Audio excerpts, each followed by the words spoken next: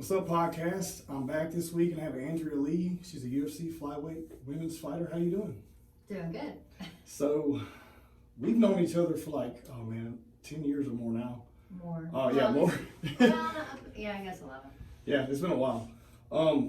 But just for the listeners, you're in the UFC. How long have you been in the UFC now? For 2 years, 3 years? 2 years. 2 years. Okay, cool. Well, we've known each other because we started training MMA like 10 years ago, and I went off and just started working, and you continued and made a career out of it, so it's pretty cool. And but I'd like to get a little bit of background on you before I met you, and kind of let everyone know kind of how you come about and how you landed in the sport. Okay. What do you want to know? Well, I mean, what did you do in school? Were you athletic? Were you a nerd? How did you come up? How big is your family? Where are you from? Let's get into all that. Well, I wouldn't say I was a nerd. Okay. But I grew up kind of tomboyish. Okay. I feel like most girls probably in the sport did. But I love sports. I always played football with the guys, and I wanted to play hockey, but that was not. Really? Yeah, I mean that wasn't something that was offered in Atlanta, Texas. Yeah. So I thought that would be fun because it was contact, and I thought that was Yes. awesome. I was like, they got rough with each other, or so I thought from what I saw on TV. I was always sort of interested in martial arts, but just from what I had seen on TV, I thought that was cool, and I wanted to do that. But again, we didn't really have that, offered in Atlanta. So Yeah. it wasn't until I became an adult and graduated that I started training in the martial arts. But I don't know. I mean, I had farm animals. Yeah. I had emus and rabbits. So you were in the country. Yeah, I lived in the country. We had chickens. We ate fresh eggs. We had a garden. We ate fresh vegetables. I grew up playing outside with all my brothers and my cousins, and we had we had a big family. So, it's not like nowadays where kids are all stuck on their iPads and they're in the house. Yeah. We were eager to get outside. Of course. And we had a squad, so it was a lot of fun growing up as a kid.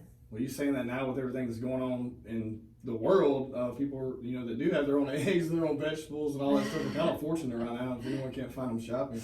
Yeah, I've been to the grocery store to get eggs, and unfortunately they're out. Yeah. Well, so you get you get out of high school. How do you land in town to where you find a gym, and what's that story? How does that kind of take place? Well, I guess it was, when I moved here at the age of 18, I had actually initially started looking for a place to train. I wanted to do some sort of boxing or kickboxing, and I had seen some advertisements on, on the back of trucks, like driving around, which just so happened to actually be Donnie's truck. Yeah. Ironically. But I didn't call Donnie. I didn't call the number on the back of that truck. I ended up looking around, and I ended up getting a hold of, who was it? Shit. Name somebody. Jake the Man. He's older school. Charlton Young. Charlton Young, yeah, okay, so it was Charlton Young, yeah. I ended up calling him, and he said it was about like $100 or so a month, and I was like, dang it, well, I can't really afford that right now. So I decided to put it on the back burner until I was actually able to afford something monthly. And then it wasn't until I got to Buffalo Wild Wings, by this time I'm like 20. Yeah. And I had a friend who was talking about having a cage fight coming up, and I was like, oh, that's so cool. I want to fight. Like, I've been wanting to get into that. Yeah. So where are you training at? And this guy just happened to be training at Brent Mason's. Okay. And so I was going to go up there, but he kind of talked me out of it. He was like, oh, they're really rough on the newbies, like. you got a little weird. You're like, okay, I'm not gonna do that. They said that they like to weed out the weak, know. And so I was like, well, I want to be taken serious. Right. So if I show up and somebody just tries to, just run me through the ringer on the first day, I mean, I'm not gonna want to come back. Like, I want to be taken serious. I want to be eased into it. So that was, I just somebody else. It actually happened to be Tremaine, who's friends with Kendrick Williams. Yeah. He was like, you need to hit up Donnie. He's like, that's my boy. You need to call him. He trains Kendrick. It's my brother. Anyways, I was like, okay, so I'll call Donnie, and then I did, and so kind of that's how I ended up at Karate Mafia. Yeah. The first day there, I loved it, and I guess Donnie saw something in me, and he took me serious enough, and look where it got me. Yeah, and that was, what year was that? That was probably that was actually 2009. Yeah, 2009. So that's when I started training too, because Yeah. I've been passing by there. I was in the oil and gas industry, and it was like tucked off down there around a bunch of oil field companies. And I kept seeing, I was like, I'm gonna stop. And one day I mustered up the courage just to walk in. I was like, hey, what's up? I want to do this. I've been watching UFC for 2 years. I want to do this. But it was cool but back then when I met you, you were really shy and really quiet. Yeah. And I feel like way more introverted.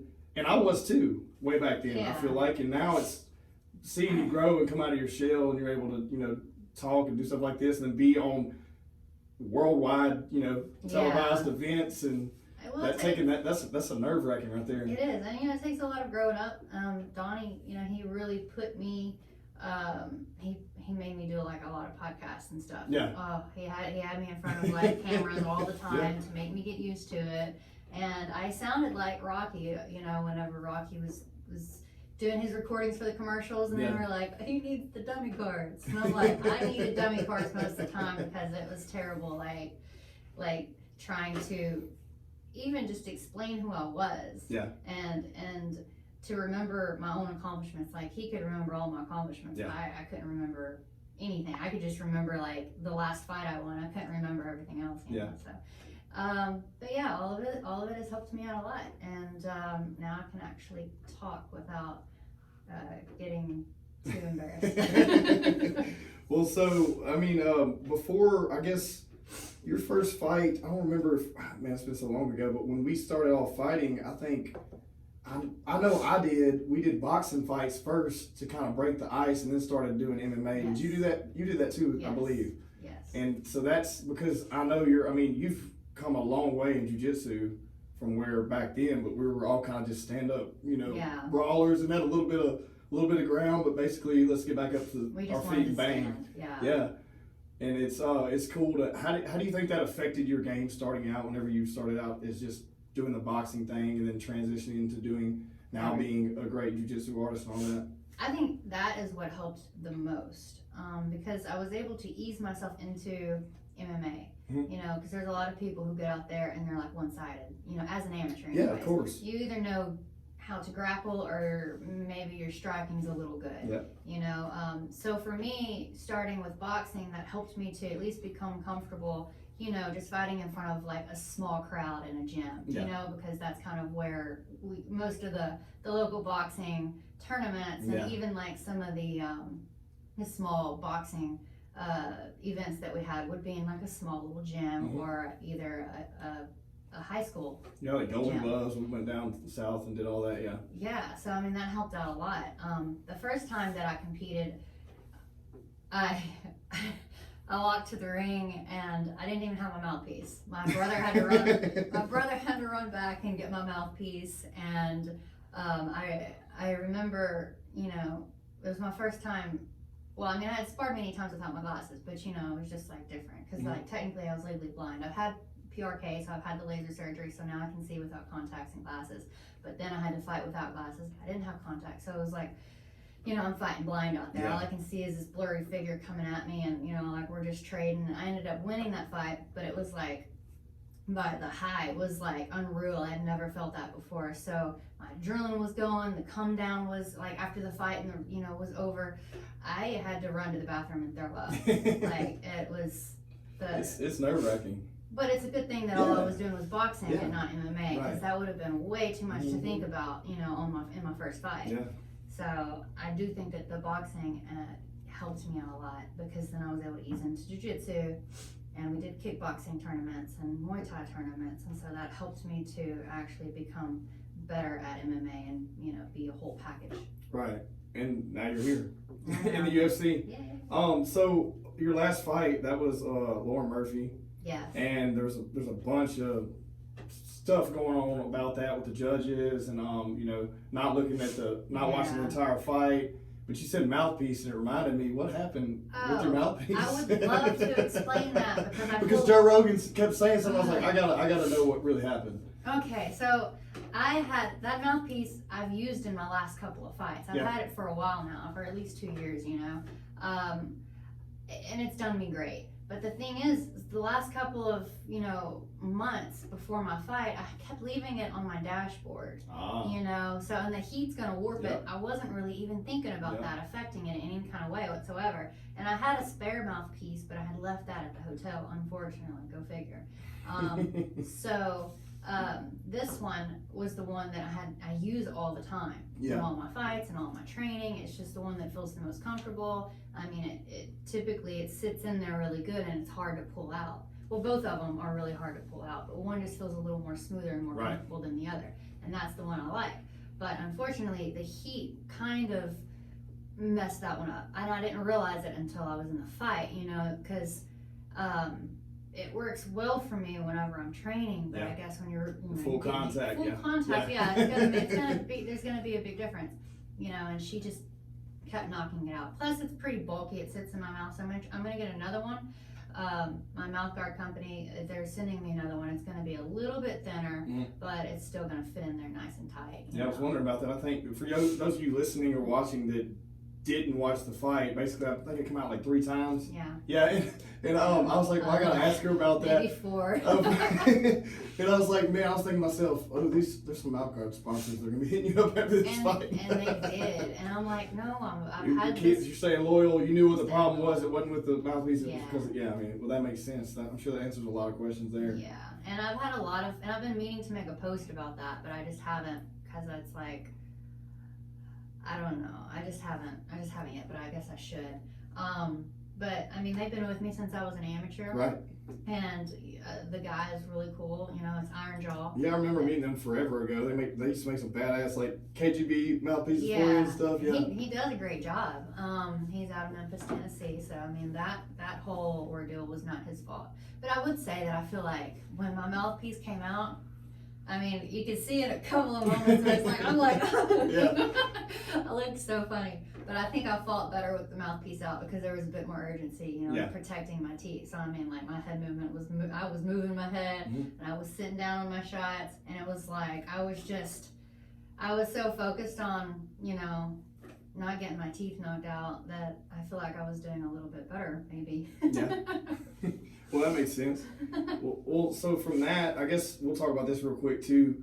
What's the feedback from the UFC, from the commission, with all the all that drama that happened? Have you heard anything since then? Like as far as misjudging the fights, people being, you know, on either side of there? I'm sure that there's still some fighters that are trying to contest it. I mean, we did send in our email to try and contest it, but according to this Texas State Commission, they're backing their judges and they're saying that they had little monitors that they were looking at. Okay. You know, which I don't believe. But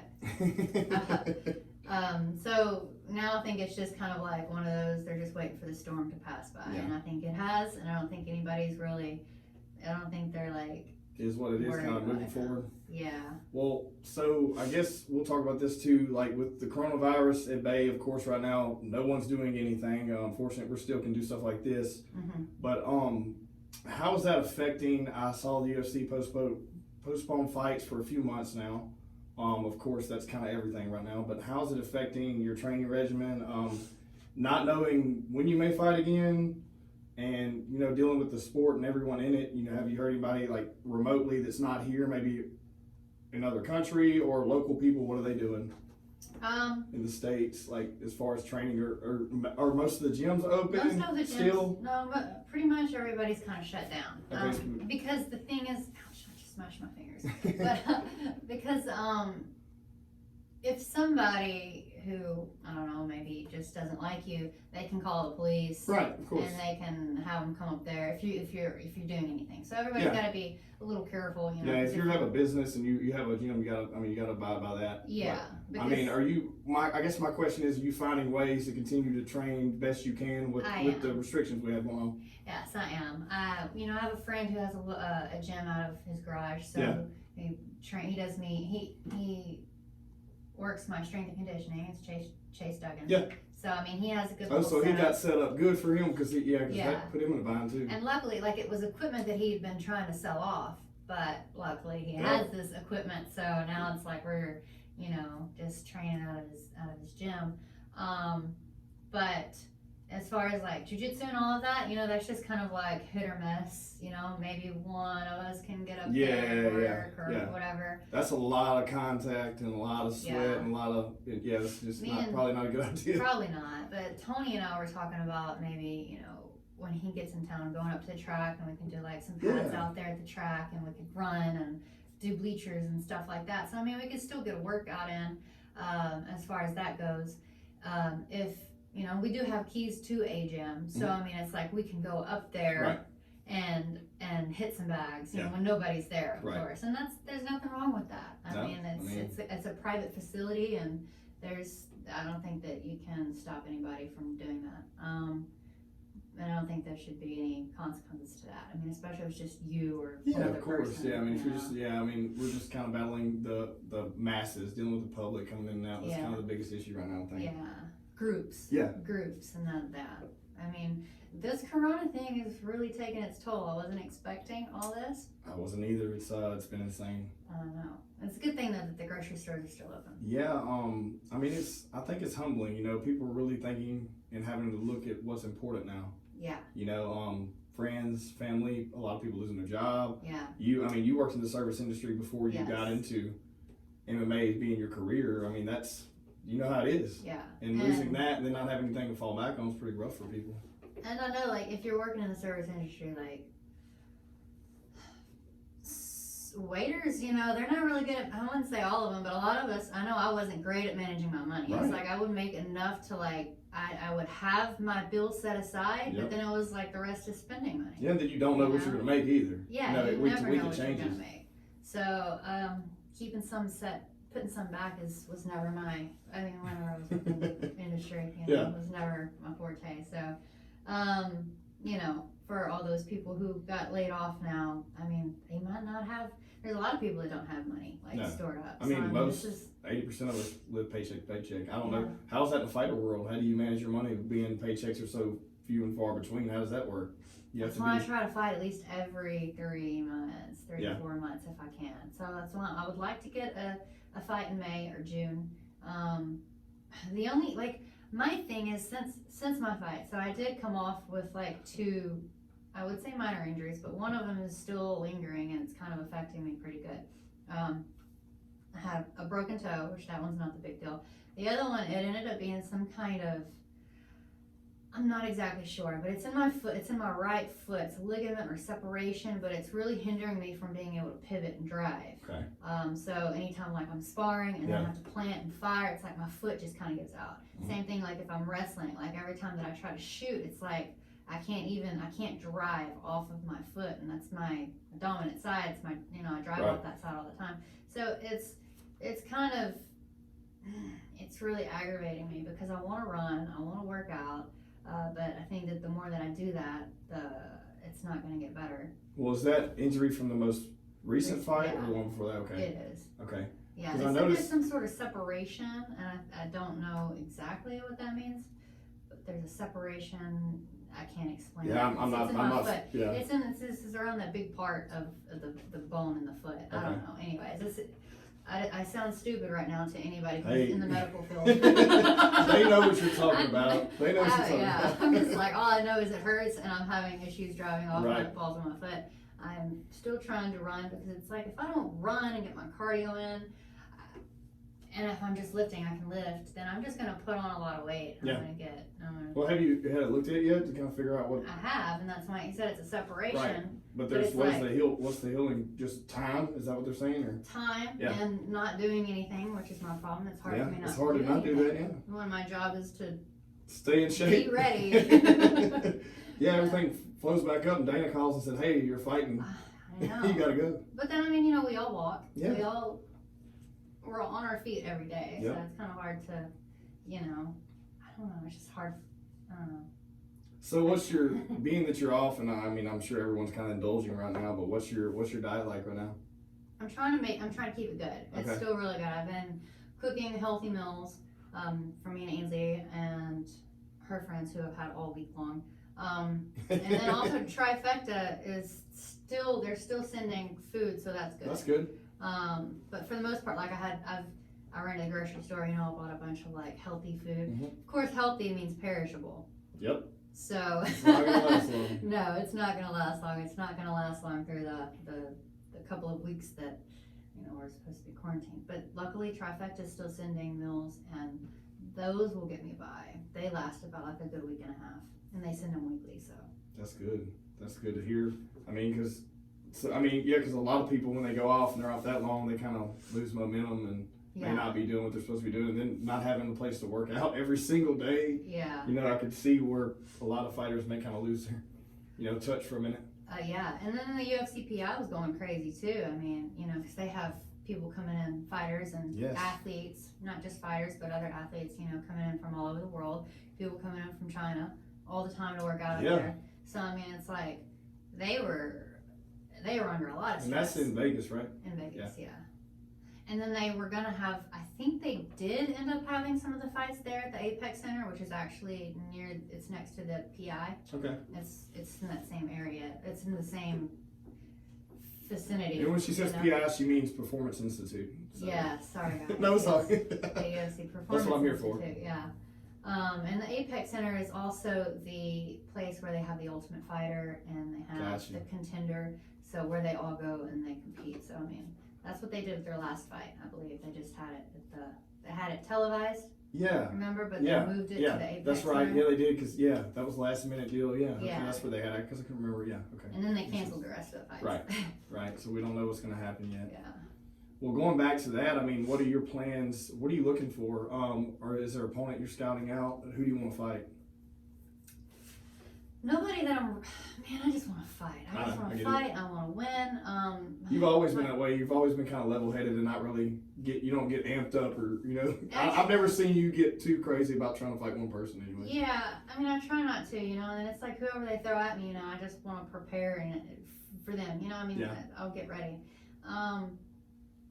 But if you do it the smart way, so right now, I don't know where I'm ranked at. You know, since I lost my last fight, I was ranked number 8. Now I don't know where I'm at, honestly. So to fight smart, and if you're fighting like looking at it as a business perspective, if I'm not in the top 5, so I want to fight, or it would be smart for me to fight the 5 or 6 through 10, you know, or 5 through 10, whatever. So that way, I'm fighting them with the money that I'm already agreed to, like on my contract, you know, and if I'm fighting like let's say a top number 2 or number 3, I should be getting paid, or you would think that you would get you paid a lot more for that, but you're not. You're still going to get paid exactly what's on your contract, you know. So from what I'm thinking and what my manager was thinking, you know, fight in the top 10, but stay away from the top 5, right? You know, that way that you're getting paid. What's where you're getting Makes paid, sense. Work your way up, and then renegotiate contract, ask for more, and then start fighting, you know, the top 5 or top 4. Yeah, because I mean that's worth the pay there at that point. Instead of just kind of randomly taking one if it comes up, and then possibly not getting paid and anything to happen. And really all I would need is like 2 fight wins, and then I can renegotiate my contract, you know. And that's what I need. And this last fight, I mean, I feel like I definitely won that fight, but I think you really did good. I was surprised that you didn't go to the ground much. No, I wanted to keep it standing. Okay, I didn't know that. So I was wondering, like, I said, and I didn't know that. I don't know her ground, you know, dynamic or anything either. So I wanted to keep it standing. But let me go into this. I will tell you something that I didn't really get to talk about. Because I'm not trying to use it. It's not an excuse or anything like that. I feel like my performance was great, and I'm not upset with it any kind of way whatsoever. I do wish I had defended the takedowns better, and I do wish that I hadn't held on to that anaconda choke, or I don't know. Yeah. You know that, because I mean, in my mind, I mean, I do other things besides that. I wouldn't normally do that. Like, I mean, I feel like I would have snapped her down, go for a front choke, or snapped her down and then pass her by and take her back, you know, which is something that I typically would do because I do wrestle a lot, and that's what I should have done, but I didn't. But I actually had gotten a very bad staph infection in my shin the week before the fight. And I mean, like, my whole shin, like, from here to here was, like, red. Damn. Swollen, and, you know, a staph, or it was cellulitis. It was either staph or cellulitis. The thing was, it was, like, underneath. It wasn't, like, one of those that popped up and you had, like, a little, a bump that looked like a bite or a pimple, Right, yeah. You know? I mean, we've had them. If you're in the game, you've had them. Yeah. So, I mean, it was like it popped up overnight and it looked like a hematoma. Like I had bumped my shin in the middle of the night, or I had kicked something really hard and it just swelled up. So I was like, man, I couldn't remember if I had hit it or not. So I started rubbing it out, you know, like a hematoma, like you do, you know. So I started massaging it, and the next thing I know is like my whole leg started turning red, and I must have, like, you know, you got to think, like, whatever that sac was, I must have, like, ruptured it, and it just spread and made it worse. And just so you know, I did disinfect this studio before you got here today. Oh. I don't have staph now. Well, I know, but with all this corona stuff going around, I was like, okay, let me make sure I clean this thing really good before we get in here. No, I'm not worried. I think we're healthy beings. So I feel like, you know, we'll be good if we do get it. But so my shin was mushy, and I had tended on kicking a lot with my right leg. And since that was my right leg that got the infection, I couldn't really kick with it because it was so sensitive. You know, because like staph, it eats the muscle. Makes sense. You know what I mean? So that's why you didn't throw that much. That's why I okay. didn't throw I was wondering, much. and then another thing is, what was your game plan in just doing stand up and not going to the ground in this fight? Is it just you stand up was attack the body everywhere. we saw that, and he kept saying it too. I mean, you were landing good body shots. I only couldn't attack from the right side as much. I wanted to eat up her calf. I was wanting to throw a lot of calf kicks because she stands very, very flat-footed, and she's very square, and she doesn't check. So I mean, that was part of my plan, and I was very irritated, like, and just disheartened, you know, the week leading up to that. Cause I was like, I can't even kick, you know. I was like, I'm just gonna have my left leg to kick with, and you know. So I mean, that's why it turned into like a boxing match, pretty much. You know, and I was throwing teeps and inside leg kicks. And it changes up your whole perspective on what your plan was. And then for people who are listening who don't know anything about fighting, or, you know, if you're just, you know, whatever it may be, you're into another fitness industry or whatever, when you have a bag of weapons, and when you get one of them taken away and you're used to using those weapons, it hurts you pretty bad. Especially one of your big ones. I mean, your kick is one of your most, you know. It is, and I was planning on launching that because she stood so flat-footed, and that was part of the game. But just, you know, eating up the thigh and the calf, you know, and then that would have slowed her down even more. I mean, that would have, because that's, I mean, like, if you look at my fight with Ashley Evans Smith, I don't know if you happen to see that one, but I ate her leg up. Yeah, you did. And she's a wrestler, you know, and she shot for many takedowns, but it slowed her down. It slows everybody down. I mean, it slows them down from being able to put weight on, you know, the punches, and then also to shoot and whatever else. And then, like, moving, there's no, right? I mean, like, you're not very cut. agile. So my plan was to eat up the body, attack from everywhere, keep it standing, you know, and because I know that my striking was better, but I know that I had a lot of people wondering probably why I wasn't throwing to the lead leg, and that's why, guys, because my shin was out of commission. Yeah, it was bad, and it was gonna hurt. It would hurt me. It would probably set me on my ass how to. It was sore to the touch. Is it good now? It's good now. So you can kick. I can kick. It's still kind of sensitive, I think, because now it's like, maybe it's new tissue, you know, so it's like now I gotta recondition it all over again. Makes sense. Yeah. So, you're ready? I'm ready. By the time this all lifts over and blows over and all that, you'll be ready. I feel like you'll be full. Definitely. Yeah. Well, so let's talk about a few things real quick. Being that a lot of my listeners aren't avid MMA fans per se, but we just talk about a lot of positive stuff on the show, and then, you know, anything that if anyone's listening, they can just take a little bit of value from this. Tell me what's motivated you to stay in this whole time, being a woman, being now a single mom. What's driven you to follow your dreams, you know, to be in the top 10 in the UFC in the world? You know, that's a massive achievement. And I'm very excited for that. I'm very happy about that. I would say, well, for one, Ainsley, you know, I mean, being a mother, you know, that does put a whole new perspective on things, you know, or just being a parent in general. I mean, I don't really have, I don't have a whole lot, and I don't like to say that, I like to put myself down, but I mean, I felt like I'm really good at fighting and MMA and just being in the martial arts and being in fitness, something I always wanted. But I mean, I'm not business minded, I would like to be. I would like to own a gym, sometime soon. Yeah. But I don't know, I just feel like this is what I'm really good at. And, when you find something that you're good at and that you love, you don't want to give up on it. Yeah. And, when I had when I had my first loss it was Hollywood, Florida at the Women's National Golden Gloves. It was, what year was this? How old were you? That was 2010. Okay, so that was right after you started into the fighting. Yeah, pretty much after I had started. So I had my first loss, but then I was like, man, I love this. I was like, I'm going to see where this takes me. Like, I don't want to give up. I don't want to quit. I'm going to take it as far as I can. And it's just, I've only progressed and I've gotten better with time, and with each and every fight, I've had other opportunities open up, other avenues. I mean, I'm in the UFC, so it's like had I not made that promise to myself, and I'm still holding myself to that promise. Yeah. I'm still trying to see how far I can go with this, because right now I'm like I just reached, I'm just breaking the surface, and like we discussed, I have 2 losses now, so I'm trying to get back up on my horse, and get me some wins. I'd love to fight Valentina. Okay. Of course, I need a lot of preparing for that fight. She's an incredible fighter, but the things that just helps me to stay focused and pursue this is Ainsley and just the promise that I made myself. Because I don't want to be a quitter. Yeah.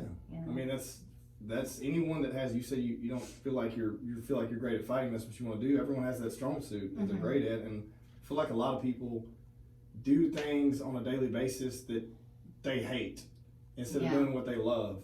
Yeah. And in your game, in your industry, it's a grind. There's thousands and thousands and thousands of fighters, and you have to be an elite, on the top, on your shit all the time to progress to the level you're at now. So I mean, it's nothing to be taken lightly at all. And not only that, I mean, like, I get to inspire people. Yeah, of course, yeah. And I love that. I mean, I get like daily messages from people who reach out, tell me that I inspire them in some kind of way or another, and that makes me feel really good. Are there days where you feel like maybe you don't want to train that day, and then you get that message, you're like, I got to get my ass up, people are looking at me? I have those days all the time. Hey, that's it's great though, isn't it? It really is.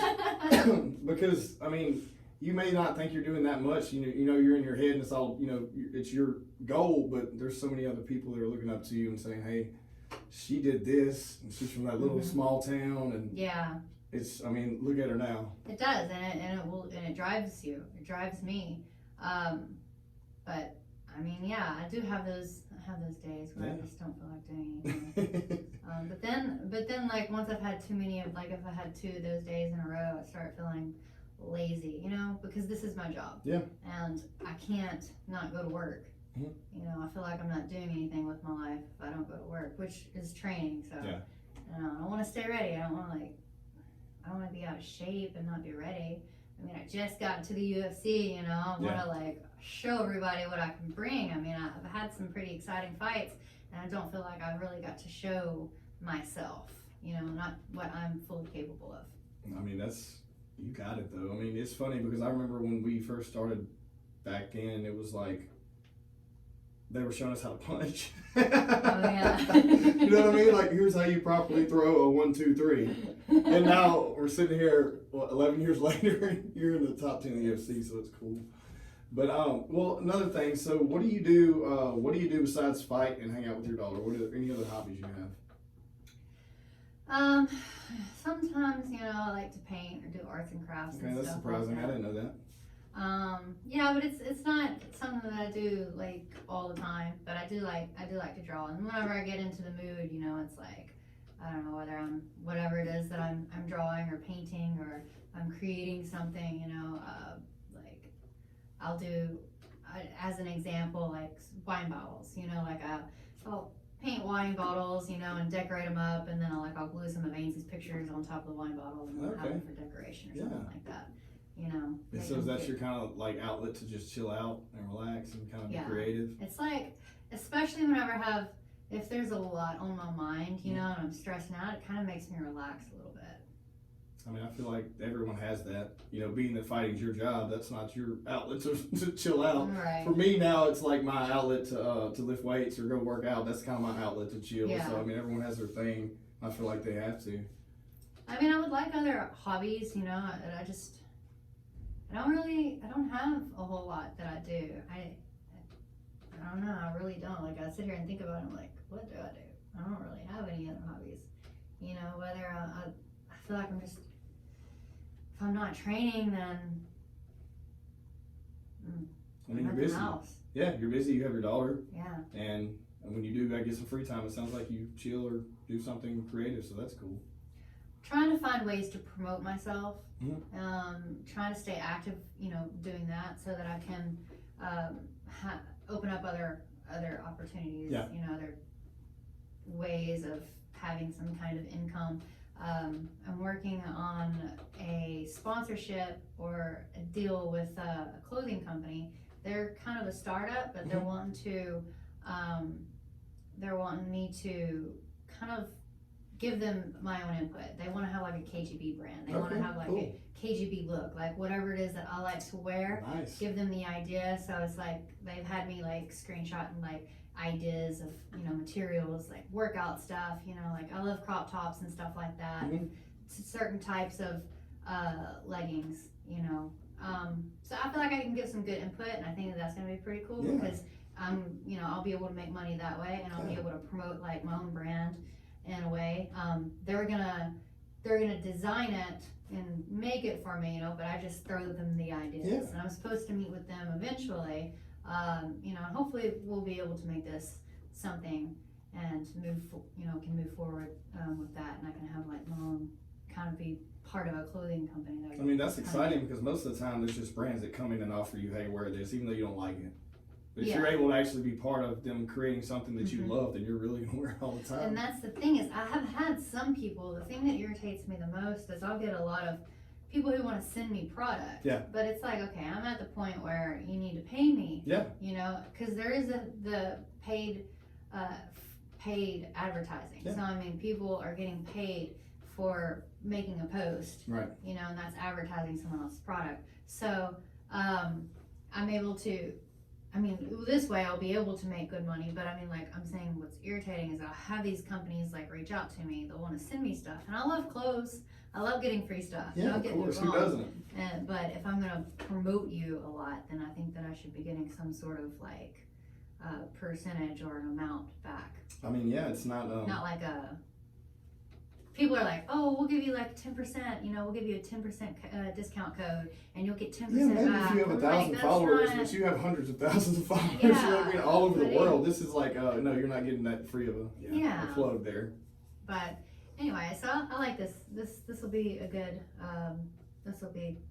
opportunity, I think. Well, good. That's exciting.